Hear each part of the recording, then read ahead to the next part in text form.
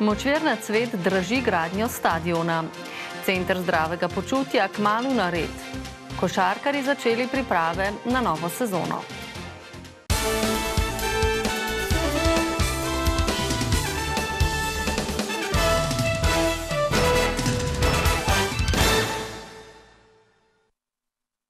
Lepo pozdravljeni. V Sevnici se je zapletlo pri gradnji atletskega stadiona z nogometnim igriščem.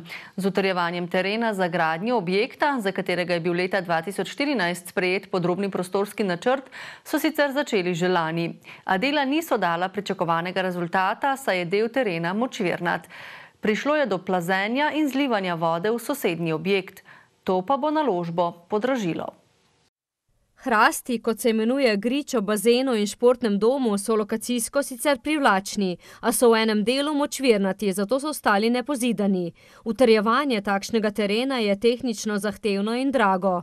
Izpostavil bo samo to, da je pripravljalec občinskega podrobnega prostorskega načrta že v občinskem podrobnem prostorskem načrtu predvidel pilotno steno, zelo zahtevno, z zelo visokimi stroški izgradnje, kar v tej fazi ni bilo zgrajeno.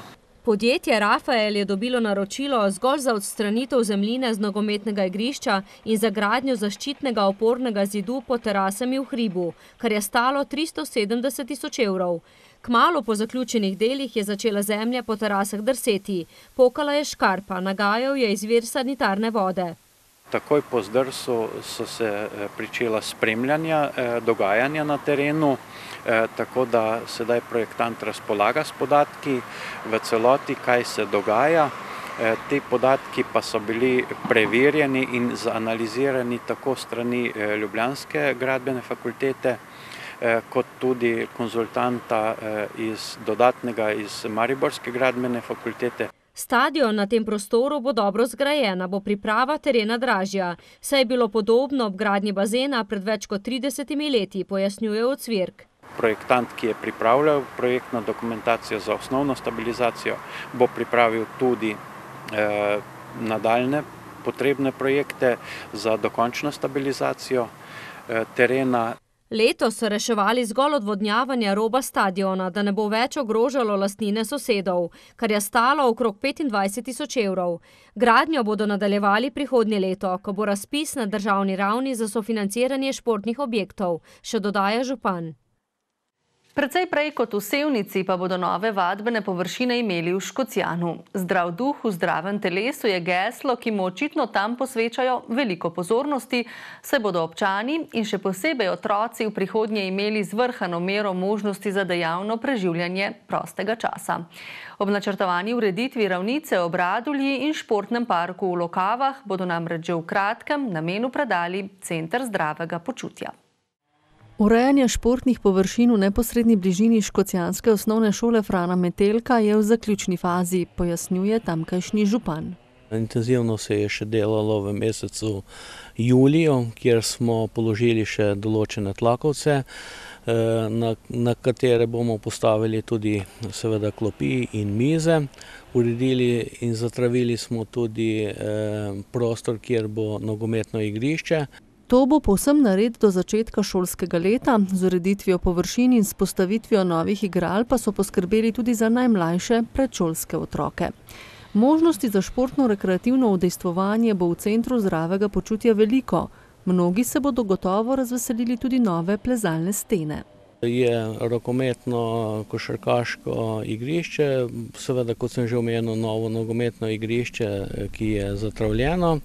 Seveda je tudi fitness center na prostem. Sedaj bomo postavili tudi letno kuhinjo, kjer bo omogočeno za obiskovalce oziroma za potrebe šole, da bodo lahko tudi kaj skuhali, popili. Center zdravega počutja bo skupaj z zelenico ob Radulji, kjer občina v sodelovanju z osnovno šolo snuje izobraževalno pot z opazovalnico za ptice in ostalih živali, ter mostom čez potok Radulja, ki bo omogočal dostop do načrtovanega športna parka Lokave, predstavljal zaokroženo celoto športno-rekreativnih površin. Želimo se v prihodnosti pa tudi odkupiti določene parcele za potrebe večjega nogometnega igrišča in seveda tudi same cross steze, ki občina Škotja v dani situaciji še nima. Če so načrti povezani s športnim parkom Lokave še bolj dolgoročne narave, pa bo v Center zdravega počutja, ki bo občino po besedah župana stal okrog 200 000 evrov, gotovo že kmalu preveval otroški in športni vrvež. V Novem mestu se je včeraj začel 20. Jazzinti, mednarodni festival in delavnica za džezovske navdušence. V 2 desetletjih se je na delavnicah izobraževalo več kot 1000 udeležencev pod vodstvom več kot 60 mentorjev. Festival pa pomembno sooblikuje tako slovensko kot mednarodno glasbeno krajino. Vsako leto se delavnica na glasbeni šoli Marjana Kozine udeleži med 40 in 100 udeležencev, ki se izobražujejo pod vodstvom različnih mednarodnih mentorjev. V letošnjem letu je zelo veliko novih mentorjev, zelo pomlajena ekipa. V bistvu se nivo udeležencev vsako leto tudi viša. Letos imamo 60 udeležencev, prihajajo iz približno 10 držav, evropske države pa tudi Rusija letos. Udeleženci so predvsem glasbeniki, ki prihajajo iz različnih akademij in konzervatorijev iz cele Evrope. Letošnja novost na delavnicah je kategorija osnove džeza pod vodstvom Novomeščanke Ane Čop. Ta kategorija je namenjena vsem začetnikom v džezu, ki se prvič seznanjajo s to glasbo, imajo pa že določeno predznanje, tako da to smo uvedli ravno zaradi tega, da lahko praktično vsak pride na delavnico. Delavnice potekajo ves dan, ob 8 zvečer pa sledijo koncerti v prenovljeni avli Kulturnega centra Janeza Trdine. Prve 3 dni bomo slišali cikel Mladi raziskovalci. Gre za predstavitev sodobne slovenske džezovske produkcije. V nadaljevanju tedna pa tudi koncerti teh mednarodnih mentorjev, ki prihajajo, kjer se bodo predstavljali v različnih zasedbah. Ona je živela v Amsterdamu en mesec in smo v bistvu naredila nekaj 20-30 izmenjav, nekaj minutnih paketov, zvočnih posnetkov in tako naprej. In v bistvu skozi ta proces sintetizirala, kaj je v bistvu kot 2 biti lahko sintetizirala. In to je v bistvu tudi vsebina najnega dela. Po 20 letih se je Jazzinti, ki je v tem času gostil tudi velika glasbena imena, bistveno spremenil, opažajo njegovi glavni tvorci. Predvsem opažamo porast tako samih mladih, ki se ukvarjajo z džezom, ki igrajo džez, kot tudi nivo njihovega znanja. V bistvu jaz sem bil prvič pred 12 leti kot udeleženec, potem pa sem v bistvu po parih letih začel prevzemati organizacijske funkcije in zdaj že 3 leta nastopam kot umetniški vodja in sem zelo vesel, da se ta tradicija ohranja. Jaz mislim, da festival absolutno nudi eno super platformo, kjer se lahko zgodijo stvari, ki so bile sicer 3 leta nazaj, 2 leti nazaj nemogoče. Jazzinti, ki ga pripravlja Zavod Novo mesto v sodelovanju z mestno občino, poteka vse do sobote, ko bo zaključni koncert udeležencev delavnice. Ko bo Jazzinti že zapiral vrata, jih bo na široko odpiral Črnfest, ki se v Črnomlju začenja v soboto. Festival dobre glasbe, gledališča, smeha, športa, kulinarike in otroškega rajanja že 12. leto zapored pripravljajo Klub belokranjskih študentov, Mladinski kulturni klub Bela krajina in Mladinski center BIT.